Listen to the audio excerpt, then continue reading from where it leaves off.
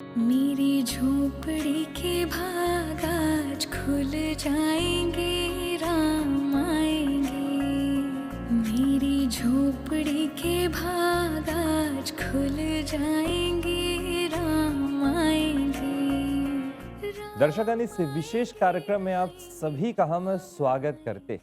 इस साल 2024 के 22 जनवरी को भारत देश के अयोध्या शहर में श्री राम मंदिर का पुनः निर्माण कार्य तो शुरू हो गया है, लेकिन 22 जनवरी को पुनः स्थापना औपचारिक रूप से सुंदरता के साथ होने वाली है। और इस सीधा प्रसारित कार्यक्रम हम अपनी एमबीसी टीवी पर भी देख पाएंगे। इसके चलते पूरी दुनिया के राम भक्तों के बीच में राम भक्ति के एक बहुत ही सुंदर और अजीब लहर उठ गई है। एक प्रसन्नता का भाव उठ गया है कि एक बार फिर से पुनः राम का आगमन हो रहा है अयोध्या में। राम का स्वागत किया जा रहा है सुंदरता के साथ अयोध्या में। पुनः निर्माण, पुनः स्थापना, तो पुनः शब्द क्यों? इन सभी प्रश्नों के उत्तर इस कार्यक्रम में। इस विषय पर अधिक बात करने के लिए हमारे साथ आज स्टूडियो में आए हैं मॉरिशस सनातन धर्म टेम्पल्स फेडरेशन के जनरल सेक्रेटरी गुरु जी गौतम लाल बिहारी जी। आपका स्वागत करते हैं। नमस्ते। जय श्री राम। जय श्री राम। और महात्मा गांधी संस्थान से आई हुई है head of department of philosophy MGI से डॉक्टर वेदिका ओदयाल चकोरी जी। आपका हम स्वागत करते हैं। नमस्कार। आज का कार्यक्रम, आज का विषय बहुत ही रोचक है गुरु जी, बहन जी, आपको भी। शुरुआत करते हैं गुरु जी आपसे। शुरुआत में हमने पुनः शब्द का प्रयोग किया है, और जब हम इतिहास में चलते हैं तो लगभग 500 वर्ष के बाद एक बार फिर से भव्य रूप से राम का स्वागत किया जा रहा है अयोध्या में। थोड़े से हम इतिहास में चलते हैं गुरु जी, आपसे जानना चाहेंगे इतिहास हमको क्या बताता है? पूरे मॉरिशस भर को, विश्व भर को जय श्री राम। आप सभी लोग जानते हैं कि त्रेता युग में भगवान विष्णु जी अवतरित हुए राम के रूप में, और राम का जन्म अयोध्या में हुआ, और वहीं से चला राम भूमि, अयोध्या राम भूमि। राम के निर्वाण के बाद वहां पर भक्तों ने राम मंदिर की स्थापना की। त्रेता युग की बात मैं कह रहा हूं। और सदियों तक राम मंदिर में वहां पर पूजा अर्चना आराधना भगवान के होते रहे।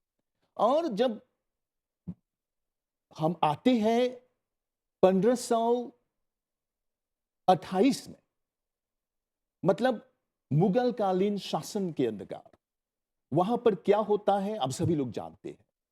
और जब खुदाई होती है बाद में, तो खुदाई से पता चलता है कि यहां तो राम का एक भव्य मंदिर था।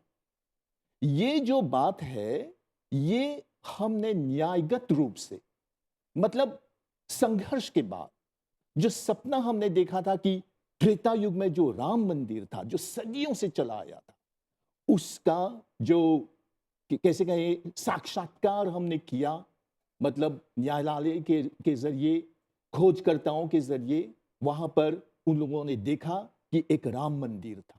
तो वहीं से संघर्ष चला, और उन 2019 में जब उच्च न्यायालय ने वहां पर घोषणा की कि यहां पर राम मंदिर है, तो 2020 में आप सभी लोग जानते हैं 5 अगस्त को प्रधानमंत्री नरेंद्र मोदी जी के हाथों वहां पर शिलान्यास विधि हुई, और आज हम इसी राम मंदिर, पुनर्निर्मित राम मंदिर का हम क्या कहते हैं, फिर से शिलान्यास करने जा रहे हैं और उसका उद्घाटन करने जा रहे हैं।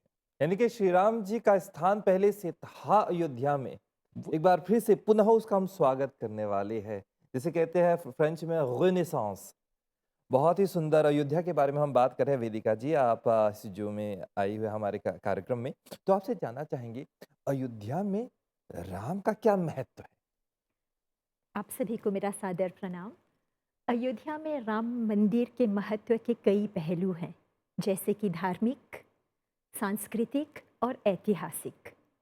धार्मिक दृष्टिकोण से हम देखेंगे तो सदियों से यह मंदिर श्रद्धालुओं के लिए वह जगह है जहाँ पर भगवान, वहाँ पर विष्णु जी का अवतार से श्री राम कहते हैं उनका जन्म हुआ था। तो बड़ी श्रद्धा से वहाँ पर वो जाते हैं पूजा पाठ के लिए। सांस्कृतिक दृष्टिकोण से देखा जाए तो अयोध्या और रामायण या फिर रामचरितमानस भी कह लीजिए का एक अटूट रिश्ता है। रामायण किसने लिखा था? ऋषि वाल्मीकि जी ने। उसको हम आदि काव्य कहते हैं, यानी कि सबसे पुराना, सबसे प्राचीन, सबसे पहला भी। और ये किसका प्रतीक है? रामायण किसका प्रतीक है? तो रामायण भारत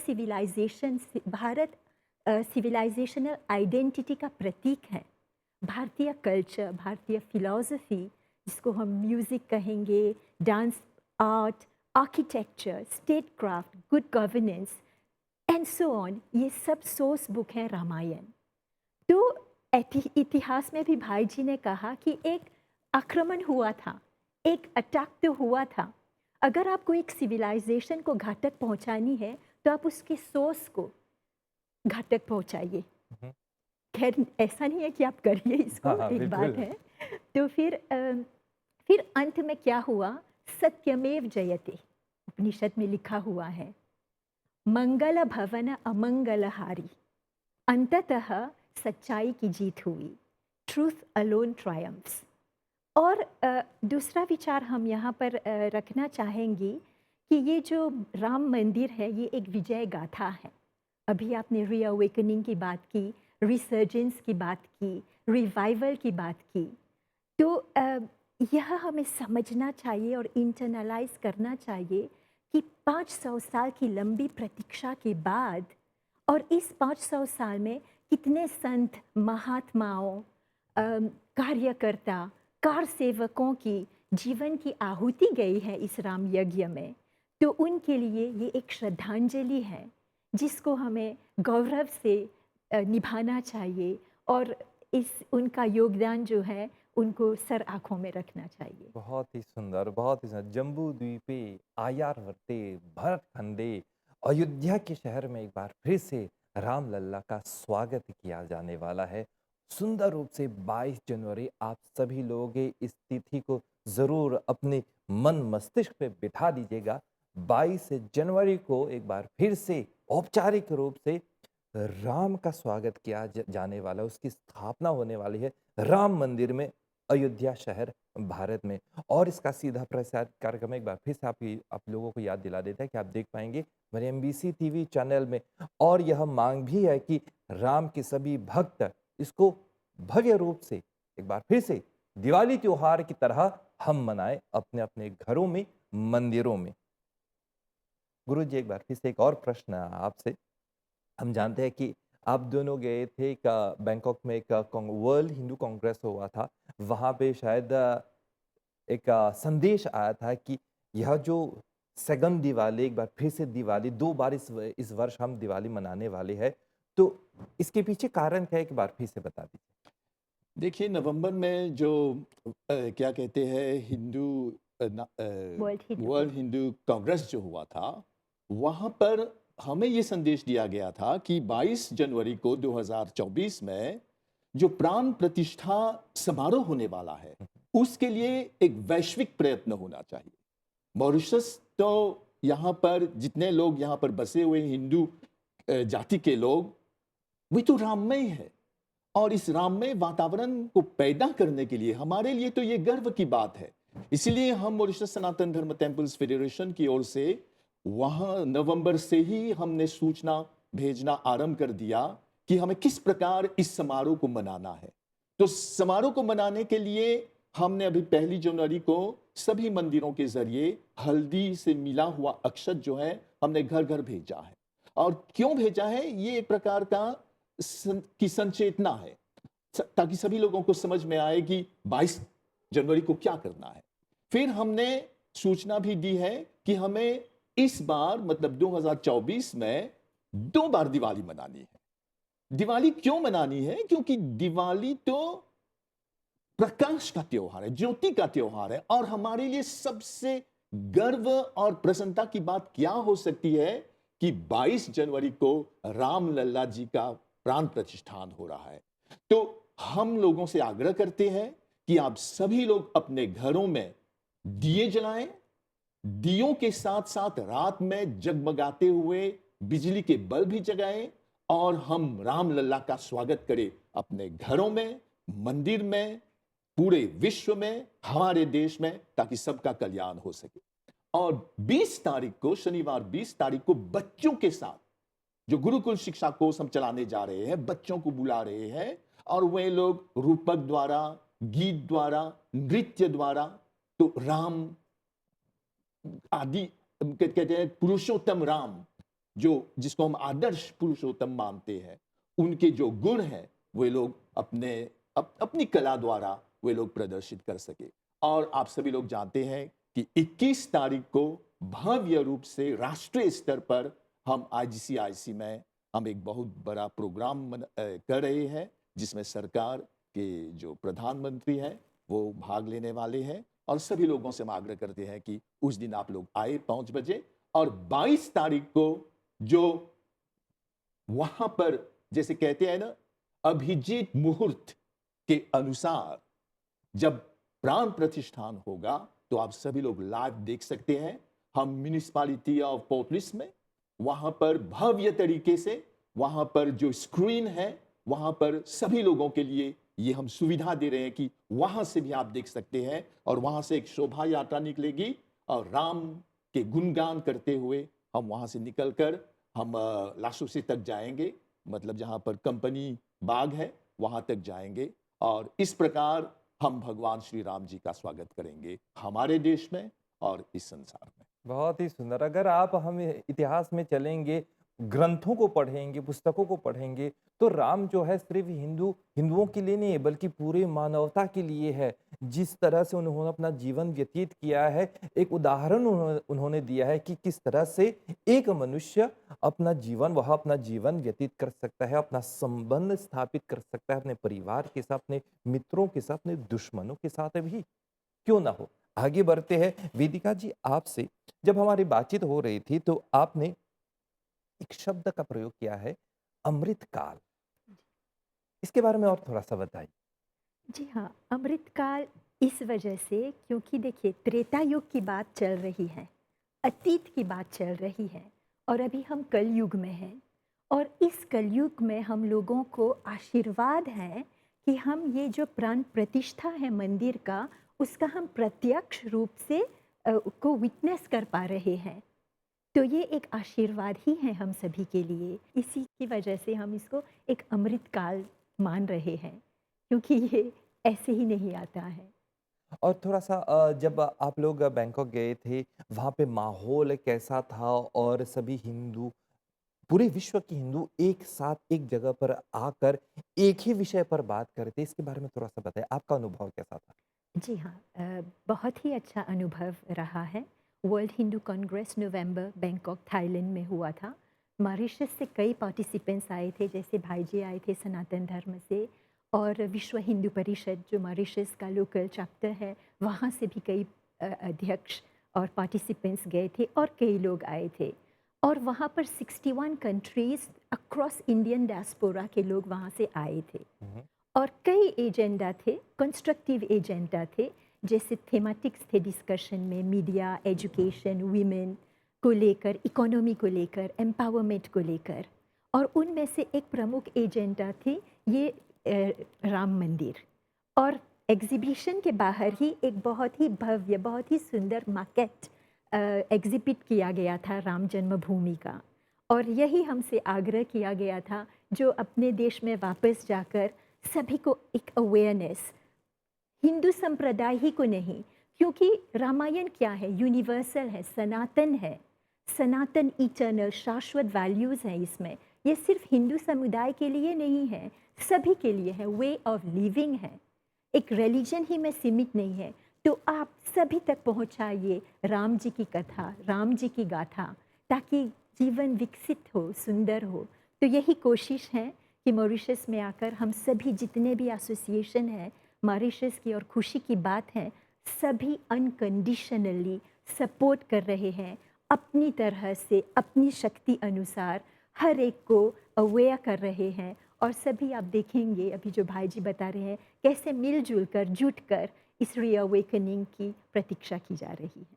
गुरुजी, आप हमको यह दिख रहा है कि पूरे विश्व में राम भक्ति की एक अजीब लहर उठ गई है, सोशल मीडिया में खास तौर पे।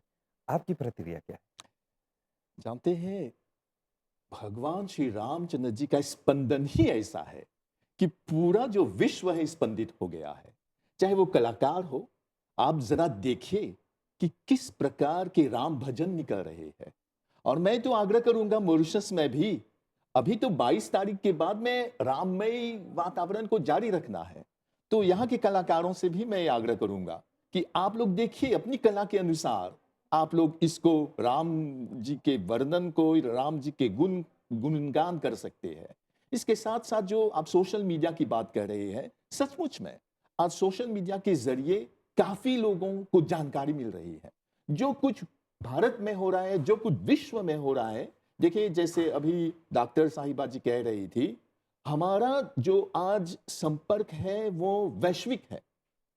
सूरीनाम में, यूएसए में, ट्रिनिडाद में, वहां पर सब हम एक साथ मिलकर जो एसीपी देश है, हमने एक व्हाट्सएप ग्रुप भी बनाया है कि किस प्रकार यूएसए में, ट्रिनिडाद में, वहां पर राम जन्मभूमि को लेकर, राम मंदिर के पुनर्उद्घाटन को लेकर किस प्रकार की गतिविधियां हो रही है। तो ये सोशल मीडिया जो है, हमें लगता है कि इसको बहुत ही अच्छी तरह से लेना है और हमें इस लीक के अनुसार राम के कार्य को करना है ताकि राम राज्य की स्थापना हो। प्यारे दर्शकगण, थोड़े से हम इतिहास में चलते हैं, क्योंकि जब हमारे पूर्वज मॉरिशस में आए थे तो दुख सह कर आए थे, इस अनजान देश में आए थे। उन लोगों के पास मतलब पोथी के रूप में रामायण ग्रंथ, गीता या फिर महाभारत, और साथ में इंताजिबल एसेट के रूप में उनकी भाषा भी थी। चलते चलते दुख को सहकर उन्होंने रामायण को गले लगाया। कह सकते हैं कि एक राम ही थे जिन्होंने उनको सहारा दिया। पूरे विश्व में हम राम जी के बारे में हम बात कर रहे हैं, तो राम का जो उपलब्धि है, राम का जो वैश्विक प्रसिद्धि है, इसके बारे में थोड़ा सा बताइए। जी हाँ, ये जो महोत्सव है ना, ये सिर्फ भारत तक ही सीमित नहीं है, पर पूरी दुनिया राममय बन गई है। अभी देखिए नेपाल में प्राण प्रतिष्ठा के दौरान नेपाल से शालिग्राम शिला को भेजा गया है प्रतिष्ठा के लिए। और जो श्रीलंका है, श्रीलंका का जो रेफरेंस आप रामायण और रामचरितमानस में आपको कई बार मिलेगा। माता सीता अशोक वाटिका में कैप्टिव वहाँ पर बन के रही थी, तो श्रीलंका से भी एक शील अयोध्या पहुँच गई है। इंडोनेशिया की बात करें तो इंडोनेशिया आप जाएंगे, बाली आप जाएंगे तो आपको देखेंगे जैसे भव्य स्टेच्यूज हनुमान के, गरुड़ के, और वहाँ पर से एक ट्रूप आ रहा है, कल्चरल ट्रूप, जो अयोध्या में परफॉर्म करेगा। थाईलैंड की बात हम कर रहे थे। थाईलैंड और भारत का जो कल्चरल सिमिलैरिटीज़ है बहुत सुंदर है। वहाँ से भी मिट्टी पहुँच रही है प्राण प्रतिष्ठा के लिए। अगर हम मॉरिशस की बात करेंगे तो यह ज्ञात में आया है कि गंगा तालाब का पवित्र जल भी वहाँ पर पहुँच ही रहा होगा या पहुँच गया होगा। सुंदर। अब जब श्री राम त्रेता युग में जब राम जी का कोरोनेशन हुआ था तो सप्त सागर से जल का अभिषेक किया गया था। तो इस ट्रेडिशन को लाइवली विविध रखते हुए इस साल भी राम मंदिर का जब हम प्राण प्रतिष्ठा करेंगे तो सप्त सागरों से जल चढ़ाया जाएगा। दिल्ली में एक एनजीओ है स्टडी सर्कल करके, उन्होंने 100 से भी ज़्यादा देशों से संपर्क किया। वहाँ की मिट्टी और वहाँ का जल, और जो भी चाहते हैं कुछ आभूषण के रूप में, कुछ प्रसाद के रूप में, कुछ कंट्रीब्यूशन के रूप में भारत पहुँचाया जा रहा है। अमेरिका की बात करें तो वहाँ पर 1000 ऐसे मंदिरें हैं जो विश्व हिंदू परिषद अमेरिकन चैप्टर वो वहाँ पर लाइव टेलीकास्ट करेंगे। और हर एक लोकल चैप्टर वीएचपी का जो है हर एक देश में अपनी शक्ति अनुसार अपने जगह में इसको अवेयर कर रहे हैं और लोगों को बता रहे हैं कि इसका महत्व जीवन में क्या है। तो देखना यह है कि सोचना और इंटरनलाइज यह करना है कि राम भक्ति, राम की श्रद्धा सिर्फ भारत तक सीमित नहीं है, पूरे विश्व में सीमित है। जैसे कि अभी पहले कहा, सनातन है, उनका मूल्य, मानव मूल्य सनातन है, सभी के लिए है।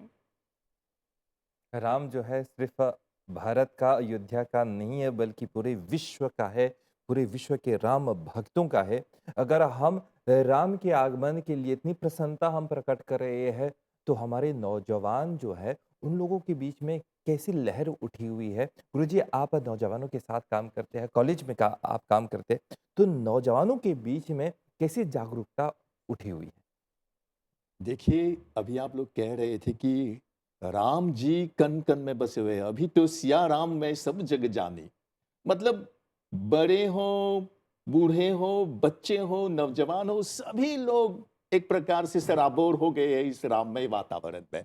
और जवान जवान लोगों का कहना ही क्या, वे लोग इतने उत्सुक हैं और इतनी सारी गतिविधियां कर रहे हैं। अभी-अभी मैं गया था उन लोगों के साथ मिलने, तो पूरे देश के जो नौजवान लोग हैं, वो लोग इतने जागरूक हो गए हैं और इतने इस प्रकार की प्रसन्नता है, आनंद विभोर है कि वे सभी लोग राम मंदिर की पुनर्स्थापना को लेकर, प्राण प्रतिष्ठा को लेकर सभी लोग आगे बढ़ रहे हैं, शोभा यात्रा निकाल रहे हैं, गंगा तालाब पर कुछ आयोजित कर रहे हैं और इस प्रकार से सभी लोग राम गुणगान में लगे हुए हैं।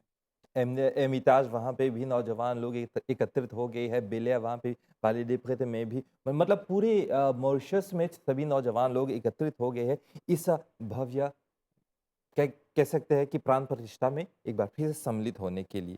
वेदिका जी, आप एमजीआई में काम करते हैं, वहाँ पे यूनिवर्सिटी स्टूडेंट्स हैं, उन लोगों के बीच में कैसी लहर उठी हुई? जी हाँ।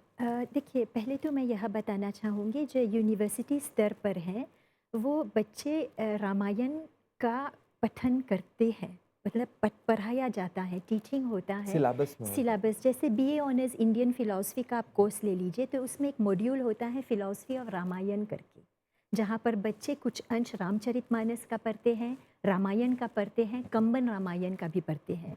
संस्कृत के जो स्टूडेंट्स हैं, वो लोग कालिदास का रघुवंशम पढ़ते हैं, ग्रामेटिकल, पोएटिकल, लिंग्विस्टिक पर्सपेक्टिव से। और जो भारतीय जो भाषाएं हैं, हिंदी, तेलुगु, तमिल, कंबन रामायण ले लीजिए, उस पर शोध भी करते हैं। तो उनके लिए यह एक सुअवसर है कि जो वो पढ़ते हैं, वो सिर्फ बुकिश नहीं है, वो सिर्फ थ्योरी नहीं है या आर्मचेयर फिलॉसफी नहीं है, वो उसका प्रैक्टिकल पहलू देख रहे हैं। और अभी तो मैं कहूँगी कि वो कितना भी एंथुसियास्टिक हो गए हैं कि उनका एक क्लब है, स्टूडेंट क्लब करके, और वो अपनी जैसे नवयुवक है ना, उनका अपना एक डायमेंशन होता है, तो वो उसके अंतर्गत कुछ करना कर रहे हैं कैंपस में। और उनके लिए हम सभी को उनको प्रोत्साहित करना चाहिए, एनकरेज करना चाहिए, क्योंकि यही है हमारे वेक्टर्स, हमारे एम्बेसडर्स, कल्चरल एम्बेसडर्स। मैं और एक चीज़ यहाँ पर जोड़ना चाहूँगी। अभी हाल ही में इसी अंतर्गत बहुत सारे लोग, कुछ लोग ऐसे मित्र भी मिले, जिन्होंने मुझसे यह प्रश्न पूछा कि त्रेता युग के राम और राम जन्मभूमि और अभी कलयुग की बात हो रही है, तो ये क्या अतीत और आधुनिकता में बहुत गैप नहीं दिख रहा है आपको? क्या ये एग्जैजरेशन नहीं है कि इतना बड़ा यात्रा निकाली जा रही है, हर देशों से लोग आ रहे हैं? तो उनका ऑब्जर्वेशन तो ठीक है, पर देखिए, अतीत से क्या हमें सीखने को मिलता है? अतीत हमारे लिए एक प्रेरणा स्रोत है। जो अतीत में हुआ, वो हमारे वर्तमान को पेव करता है, मार्गदर्शक देता है। राम भगवान का संदेश क्या है? राम मंदिर का संदेश क्या है आधुनिक युग में? संदेश यह है कि ऐसा भी, अगर हम कलयुग की बात कर रहे हैं ना, कितने घटनाएं हैं, आप सुनेंगे, पढ़ेंगे कि एक भाई ने पावर के लिए, प्रॉपर्टी के लिए, ईगो के लिए दूसरे भाई को मार डाला। बेटे ने पिताजी को खत्म कर दिया, है ना? पर रामायण और ये राम जन्मभूमि जब हम देखेंगे, तो हमें यह संदेश मिलेगा कि ऐसा भी एक बेटा था जिसने अपने पिता के एक वचन के लिए संपूर्ण राजपाट छोड़कर जंगलों में चले गए, वो भी 14 साल के लिए। एक उफ तक नहीं की, एक प्रश्न चिन्ह भी नहीं उठाया कि क्यों मुझे भेजा जा रहा है। ये है आदर्श आधुनिकता के लिए। देखिए दूसरे भाई को, उनको राजगद्दी मिल रही है, पर उन्होंने कभी भी वो राजगद्दी नहीं ली। ऑन द कंट्रेरी, उस पर अपने भाई का खराव रख दिया, पादुका जिसे कहते हैं ना, और खुद योगी बनकर उन्होंने अयोध्या की सेवा की। जब तक भाई नहीं आए। और अच्छी बात यह भी है, आजकल हम जियोपॉलिटिक्स की बात करते हैं, तो जियोपॉलिटिक्स देखिए कॉन्फ्लिक्चुअल स्टेट है, हमास, इज़राइल, यूक्रेन, रशिया को ले लीजिए, सभी को एनेक्सेशन, डोमिनेंस ही करना है। जब राम जी ने लंका पर विजय पाई थी, तब उन्होंने नहीं सोचा कि मैं इसको अपना राज्य बना लूं या लंका को डोमिनेट कर लूं, क्योंकि मर्यादा पुरुषोत्तम राम, उनका सोच यह थी, सभी का अपना कर्तव्य होता है, सभी का अपना धर्म होता है। अगर सभी अपना कर्तव्य और धर्म का पालन करेंगे तो विकास तो होगा ही, सक्सेस तो होगा ही। तो मुझे लगता है जियोपॉलिटिकल डायमेंशन से भी आप देखेंगे तो बहुत ही रेलेवेंट है। और ये मैं कहना चाहूँगी, जो हमारे युवा पीढ़ी है, एसडीजी से लेकर क्लाइमेट चेंज जितने भी कंसेप्ट हैं, आप रिसर्च कीजिए। यह भी बात जोड़ना चाहूँगी कि मॉरिशस में कई ऐसे स्कॉलर्स हैं जिन्होंने रामचरितमानस और रामायण पर शोध कार्य किए हैं, और उनको मैं प्रणाम कहूँगी। और अच्छा है कि वो लोग अपना शोध कार्य हम सभी के साथ बांटें।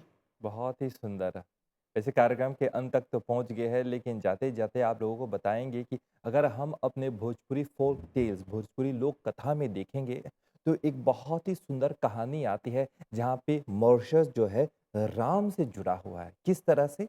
जब राम ने बिना फल का बाण मारीच पर चलाया तो मारीच दूर समुद्र में उसको फेंक दिया और यह वरदान दिया कि तू जहां जाएगा वहां पे एक एक देश प्रकट हो जाएगा और वही देश में तुम जाओ और वहां पे राम भक्ति शुरू कर लो।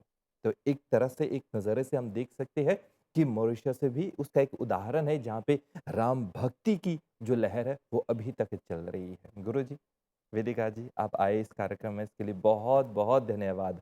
राम धन्यवाद मंदिर आपको। के लिए, राम मंदिर की स्थापना के लिए हम सभी की ओर से मंगलमय हो आप लोगों को। धन्यवाद आपको धन्यवाद। भी, जय श्री राम। जय पूरे श्री राम। एमबीसी टीम को भी जय श्री राम।